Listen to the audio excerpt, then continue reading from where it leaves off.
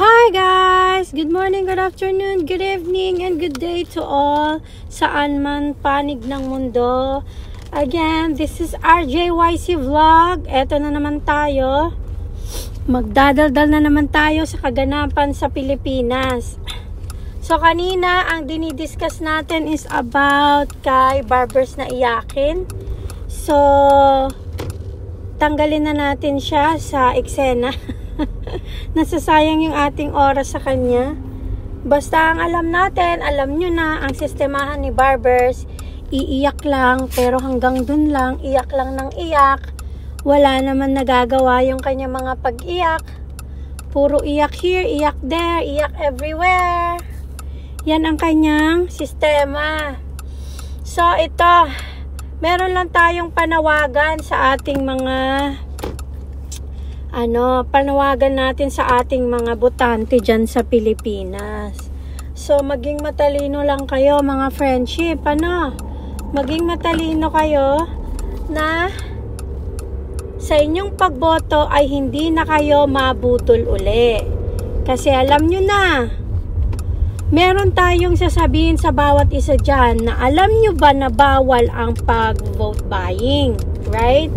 So, kapag malapit na ang eleksyon at may nakita kayo na may mga pangalan sa kanilang mga dinodonate, kasi bawal yan technically. Bawal talaga yan. Pag meron kayong nakita na gumanon, is alam nyo na ang gagawin nyo. Pag meron kayong nakitang gumaganon at lalagay ng mga pangalan nila sa mga pinapamigay nilang mga ayudanes at nakalagay yung pangalan, take a picture. Kasi pwede pala yang i-report. I was just watching a while ago about what the COMELEC says about the vote buying. And if you see people who are actually like giving money to people at tapos sinasabi nila kung kanino galing yon, na tapos tumatakbo yung tao na yon. Kapag may gumaganon, bawal yon. So, i-report nyo, ilista nyo, kumuha kayo ng proof para maparusahan yung mga tao na yan na gumagamit sa mga ayuda para sa kanilang pansariling pakinabang. Okay? So, ganyan po ang gawin natin. Kayo po ay gumawa ng mga proof na that person is actually doing illegal stuff while namimigay ng mga ayuda. Okay?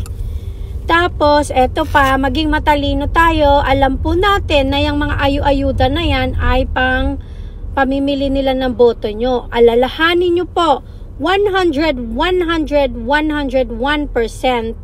pera nyo yung pinapamigay ng mga politiko na yan. Hindi nila pera yan. So, wala kayong utang na loob sa kanila kung magbigay man sila ng mga salapi, okay? So, kunin nyo lang yung salapi.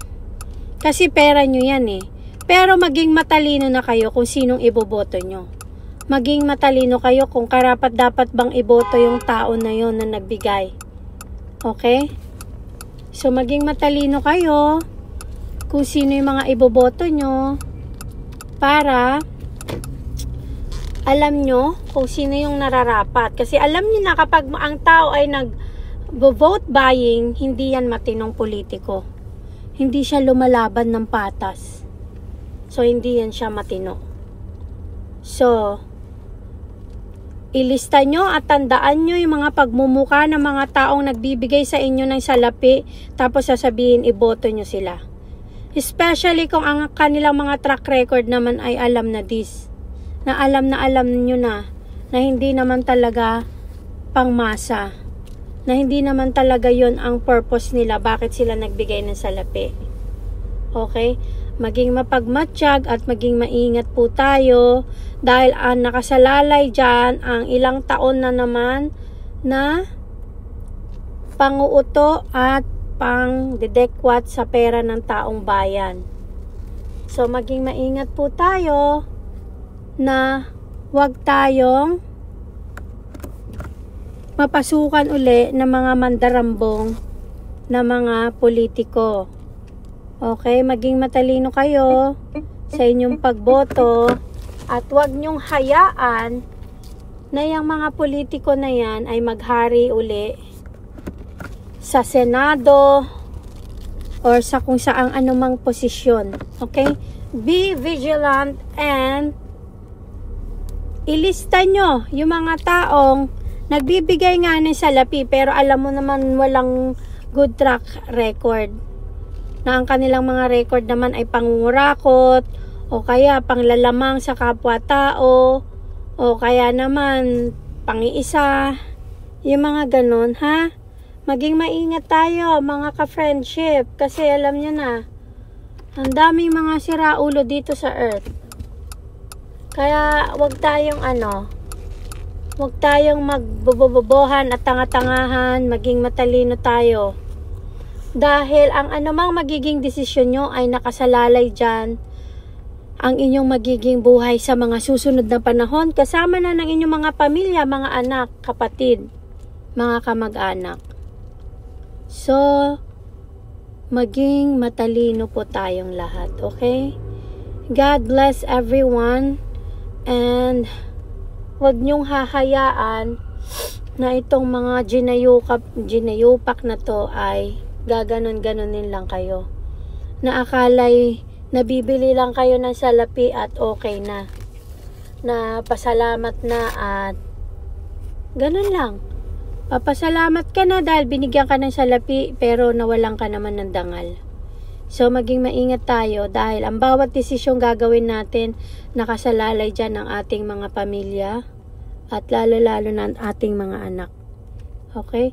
Pasensya na po kayo every time I'm doing my vlogging and my chit-chat here. I'm always in this situation. Nagda-drive.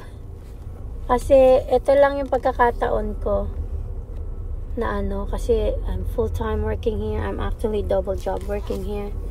So it's not easy being in a place where you don't have any choice but to keep working. At hindi kami tumatanggap ng panunuho sa kahit sino na ang lagi nilang sinasabi ang mga vloggers daw ay mga bayaran. Hindi po totoo yan. Wala pong katotohanan yan. Dahil ang mga nababayaran lamang po ay yung mga walang dignidad, walang prinsipyo at 20 pesos lang ang dangal. Sabi nga ni Tol Bisdak.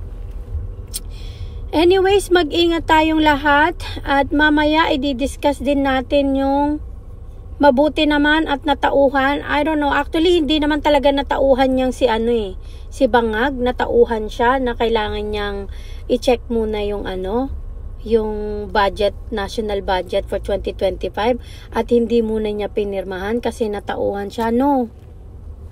Hindi muna niya pipirmahan kasi nag-ingay ang taong bayan, lalo na sa PhilHealth at sa paayuda ni Bangag.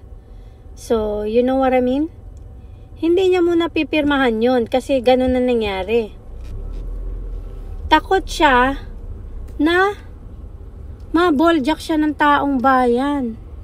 At pag siya ay naboljak, impeach ang sigaw ng taong bayan imbis na do not impeach BP Sara ang mangyayari dyan sa kanya. Impeach BBM. Yan ang katotohanan dyan. Kaya wag kayo nagpapaniwala na na kunyari hindi siya pumirma dahil gusto niya talagang tignan. Kasi diba sumang-ayon nga siya nung una? Dinipensahan niya nga na okay lang daw. Okay lang na na hindi bigyan ng budget ang PhilHealth, right? Sumang-ayon siya. Pero mali. Mali talaga. Mali yung pagsang-ayon na yon. Kasi dapat ang pinaka-priority sa mga budget ay ang health at education. That's the most priority in every budget sa bawat bansa. Dahil mahalaga ang kalusugan at ang edukasyon ng mga kabataan. Pero tingnan nyo nangyari, ang daming mga bawas-bawas, di ba? Tapos nilagyan nila ng 26 billion ang ayuda. Ayos, di ba? Ang husay mo, tambalos-los na King. Napakahusay mo. Pero hindi na kayo nagtatagumpay kasi nalalaman na ng taong bayan yung mga pinaggagawa nyo. Kaya hindi na kayo nagtatagumpay. Anyways, nandito pala ako sa parking kaya biglang umitim yung aking kapaligiran. I'm here in the parking lot. So yun, huwag tayong magpapabudol uli. Dahil nabudol na nga tayo ni Bangag, huwag tayong magpabudol din sa mga senators at mga congress na tatakbo uli. Okay? Tapos ito, huwag din kayong magpabudol diyan kay Marcos, kay Amy Marcos. Ay, nako po, sus Ginoo. Napakahusay na actress niyang babaita na yan. Best actress na talaga siya. Hindi totoong nagmamalasakit yan sa taong bayan. Dahil kung totoong nagmamalasakit siya, bakit hindi niya sabihin yung kapatid niya na magpa-drug test? Sige nga. Kung totoong nagmamalasakit siya, bakit hinayaan niya pa rin tumakbo yung kapatid niya kung alam niyang bangag-bangag? 'Di ba? Why? Why, Delilah? Kasi ang totoo is may mga plano yung mga yan, mga best actor, best actress yung mga yan eh. Kaya wag na tayo magpapabudol ha. Anyways, I'm already here in my destination. Thank you again guys for listening. Ayan, dumili na andito ako sa parking. Maraming salamat uli sa inyong panonood. Mamaya magdi-discuss uli tayo ng mga susunod pa mga pangyayari. Huwag kayong nagpapaniwala dyan kay Iyaking Barbers ha. Huwag kayong nagpapaniwala dyan dahil iyakin lang yan, hanggang iyak-iyak lang yan. Pero ang totoo, walang laman utak niyan. Dahil kung may laman utak niyan, hindi niya dapat ibebenta yung kanyang dangal at prinsipyo kung meron man. Pero kung nabayaran ka ng salapi para mandurog ng mga taong hindi ka inaano at mga taong ginagawa lang ang kanilang trabaho, then wala ka ring kwentang tao. Dahil ang sinasagasaan mo rin ay mga taong bayan. Hindi lang ang mga taong inaalipusta mo ang sinasagasaan mo, kundi yung mandato nila. 32 million ang bumoto kay Vice President Inday Sara. Tas ginaganyan nila. So wala rin tayong karespeto dyan sa bangag na yan. Lahat sila bangag. At yan kay Barbers na Iyakin at sa Tuwadcom. Okay? Patuloy lang tayong lumaban. Labanan natin ang katiwalian, korupsyon at masasamang tao dyan sa nakaupo sa bansang Pilipinas. At tanggalin natin silang lahat sa pwesto. Okay? Thank you guys again for listening. I'll be right back later. Again, RJYC Vlog. God bless. Bye-bye.